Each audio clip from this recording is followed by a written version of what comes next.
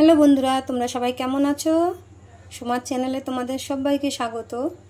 আজকে আবার একটা রেসিপি নিয়ে চলে এসেছি। আজকে কি করব দেখো, আজকে আমি মালপোয়া করব। তো তার জন্য আজকে আমার লাগবে,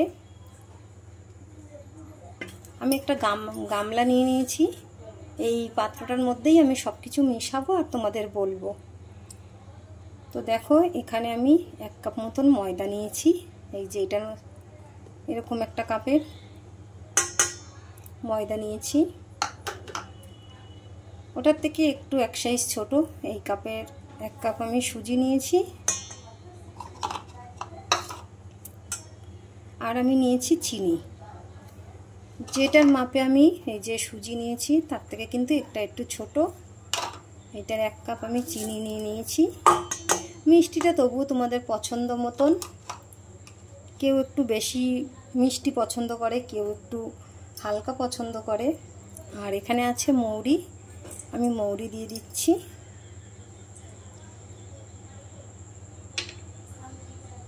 আর এখানে আছে আমুল দুধ, আমি একটু আমুল দুধ দিয়ে দিলাম।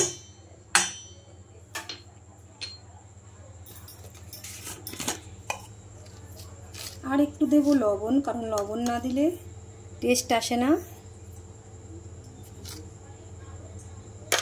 পরিমাণ মতন লবণ দিয়ে দিলাম।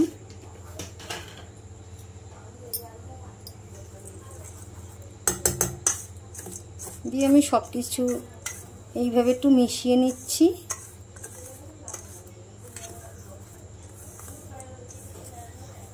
আমি সুজি যতটা দিয়েছি তার কিন্তু ডবল দিয়েছি ময়দা, আর ময়দার হাফ হচ্ছে সুজি দিয়েছি। তো যাই হোক, এখন আমি এই যে দুধ দিয়ে দিচ্ছি। দুধটা কিন্তু গরম নেই, কিন্তু জাল করা দুধ, আমি জ্বালিয়ে ঠান্ডা করে নিয়েছি। দুধটা দিয়ে আমি এখন ভালো করে মিশিয়ে নেব। আস্তে আস্তে আমি এইভাবে ভালো করে মিশিয়ে নেব সব কিছুর সাথে। আর এইভাবে ভালো করে মেশাতে মেশাতে কিন্তু চিনিটাও গলে যাবে। চিনিটা কিন্তু তোমরা চাইলে একটু গুঁড়ো করেও দিতে পারো, আমি আর গুঁড়ো করিনি, এই কারণ এইভাবে নাড়তে নাড়তেই গুঁড়ো হয়ে যায়। এটা আলাদা করে গুঁড়ো করা লাগে না।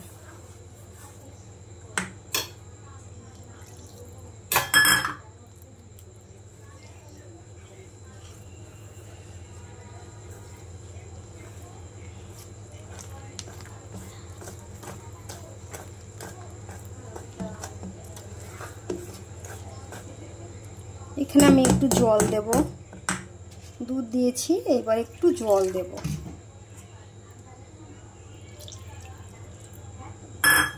এটা কিন্তু মাখানোর কোনো পরিমাণ নেই, এটা যেমন লাগবে, যতটা পরিমাণে লাগবে ততটা দিতে হবে।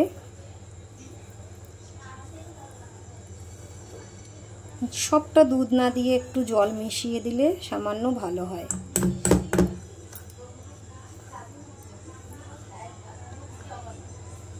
এখানে তো আমি গরুর দুধও দিয়েছি, আবার হচ্ছে আমুল দুধও দিয়েছি, যার জন্য একটু জল মেশালে অসুবিধা নেই। আর আমি সবটা ইচ্ছা করেই পুরোটাই দুধ দিই না, একটু জল দিই, একটু জল দিলে ভালো হয়। তো এইটাকে কিন্তু খুব ভালো করেই এইভাবে ঘুটে নিতে হবে, কারণ দেখো এইভাবে যতটা ঘুটবা ততটা কিন্তু বেশ ভালো মতন ফেটানো হয়ে যাবে। আর সেই ফেটানো হয়ে গেলেই কিন্তু তখন ভালো হয় মালপোয়াটা।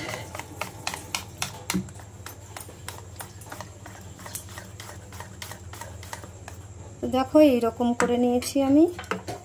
এই যে এরকম হবে, না খুব পাতলা হবে না খুব ঘন হবে। তোমরা দেখে বুঝতেই পারছো আমি যে এইভাবে লাগাচ্ছি। দেখো হয়ে গেছে খুব ভালো মতন। তো চলো, মেশানো তো হয়ে গেছে। তোমরা চাইলে কিন্তু এটা এইভাবে মিশিয়ে 10-15 মিনিট পরে যদি করো ভালো হয়, কিন্তু না রেখে দিলেও কোনো সমস্যা নেই।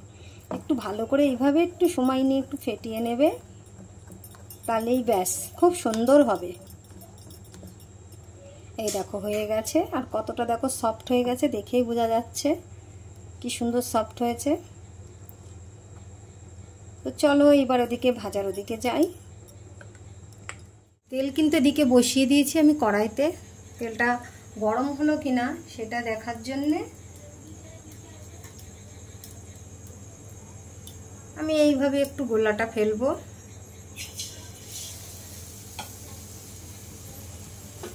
দেখো তেলটা গরম হয়ে গেছে, দেওয়ার সাথে সাথেই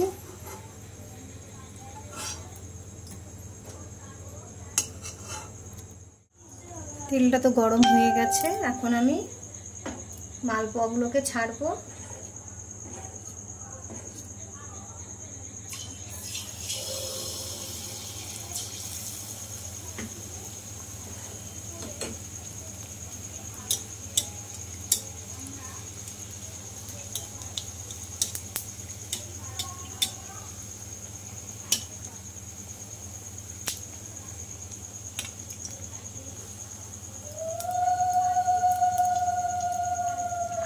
এইভাবেই ছাড়লে পরে একদম ফুলে ফুলে উঠবে নিজের থেকেই।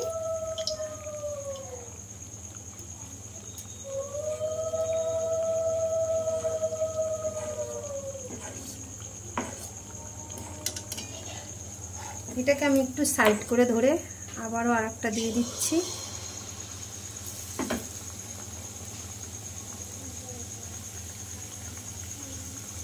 দেখো এটা এমনিই ফুলে উঠেছে।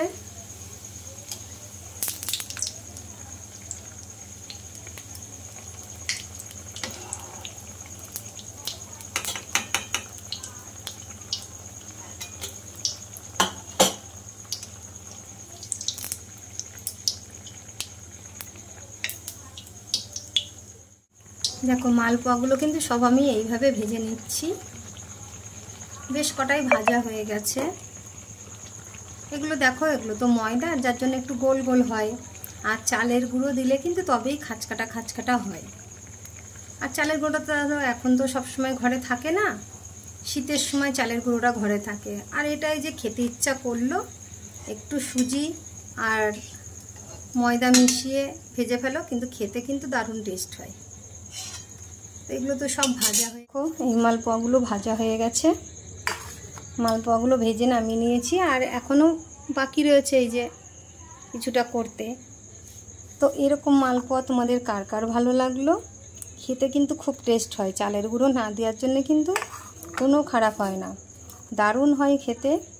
এই দেখো একটু লাল লাল করে ভেজে নিলে এর স্বাদ কিন্তু দারুণ। তো তোমাদের যদি ভালো লাগে ভিডিওটা, তো একটা লাইক কমেন্ট শেয়ার করো। আর অনুরোধ থাকলো অবশ্যই করে একবার বানিয়ে খেয়ে দেখো, দারুণ খেতে। তো পরের ভিডিওতে আবার দেখা হবে। টাটা বন্ধুরা।